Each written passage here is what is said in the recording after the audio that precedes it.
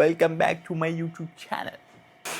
Okay, చాలా రోజులకి ఒక యూట్యూబ్ వీడియో చేద్దాం అనుకుంటానా, ఇప్పటిదాకా తీయలే. రేపు చేద్దామని ఈరోజు కుదిరింది.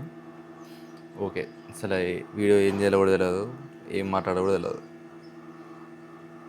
Total blank. అయితే ఈ యూట్యూబ్ వీడియోలోనే ఇన్స్టాగ్రామ్ కోసం కంటెంట్ షూట్ చేసేద్దాం, అయిపోతుంది. అయితే ఇట్లా నాతో నేనకే అవుదాం మాట్లాడుకున్నాడట. What the heck. ఏయ్, ఓకే. అయితే ఈరోజు ఇన్స్టాగ్రామ్లో ఒక ఫాలోవర్ మెసేజ్ చేసిండు.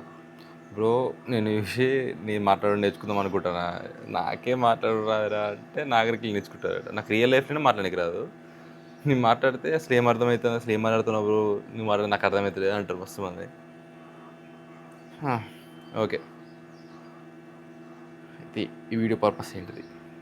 Fear of talking to camera. అయితే ఆ మెసేజ్ చేసి ఆ బ్రో ఏమంటాడంటే, ఏమంటాడు, అయ్యో మర్చిపోయినా, వాయిస్ ఓవర్ వీడియోస్ అయితే నేను చేసేస్తా బ్రో, కానీ జిమ్లోకి డైరెక్ట్ కెమెరాతో మాట్లాడాలంటే నాకు భయం అవుతుంది. ఎట్లా బ్రో అని అంటే, అది ఫియర్ వచ్చేది కెమెరాతో మాట్లాడడానికి కాదు, ఫియర్ ఆఫ్ జడ్జిమెంట్. నేను కూడా చేస్తే కూడా నాకు కూడా కొంచెం ఐడియా ఉంటుంది.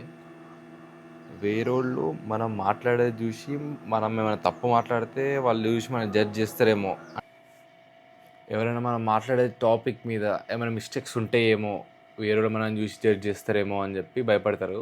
కానీ అసలు అట్లా ఏముండదు, ఎవ్వరి పనిలో వాళ్ళే ఉంటారు. ఒక సెకండ్ నిన్ను చూసి ఏం చేస్తాను నేను ఐడియా తీసుకుంటారు, అట్లా అసలు చూసి మర్చిపోతారు నువ్వేం చేస్తున్నావు అని చెప్పి. నువ్వేం చేస్తావు, నువ్వేం వీడియో టాపిక్ చేస్తావు, నీ వీడియో టాపిక్ ఏంటిది, నువ్వేమైనా తప్పులు మాట్లాడుతున్నావా లేదా, అసలు ఎవరు చూడడం కూడా చూడరు ఎవరు. అసలు మనం వీడియో అప్లోడ్ చేస్తేనే వ్యూస్ రావు. దేనికి ఇప్పుడు భయపడేది? ఇక అప్లోడ్ చేసుకుంటూ పోతూనే ఉండాలి. ఎప్పుడైతే హేట్ కామెంట్స్ వచ్చి స్టార్ట్ అయినాయో అప్పుడే గ్రోత్ స్టార్ట్ అయినట్టు. ఈ రోజుకి వెళ్ళి బయటలో వీక్లీ 3 to 4 వీడియోస్ పెడదామని చూస్తాను. మీతో కొంచెం ఇంటరాక్ట్ ఎంగేజ్ చేయడానికి ఉంటుంది. కామెంట్ సెక్షన్లో కామెంట్స్ చేయండి, నేను చదువుతా, చూద్దాం ఎవరెవరు ఏమంటారో. ఓకే, ఈ వీడియోకి ఇంతే. బాయ్. End video.